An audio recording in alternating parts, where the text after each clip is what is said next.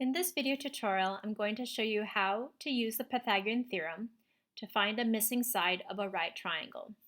Let's take a look at our diagram. Here we have a picture of a right triangle.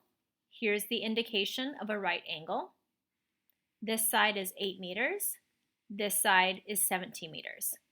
In a triangle, there are 3 sides: leg A, leg B, and the hypotenuse C. In this diagram, leg A is being represented by 8 meters. Leg B, we don't know, so it stays as leg B.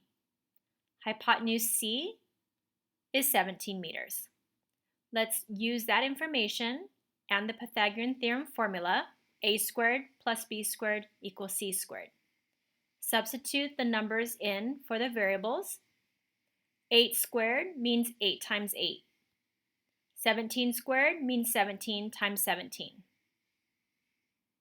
Let's continue with our calculations. In order to get b squared by itself, we must somehow get rid of the positive 64. We do that by subtracting 64 to both sides. Therefore, b squared will become 225. Now, you may not know what two same numbers multiplied together will equal 225. So therefore, there's a very simple way to quickly get that answer. And that is, you're going to take the square root of 225. This symbol in red is called the square root symbol. So your leg B is 15 meters.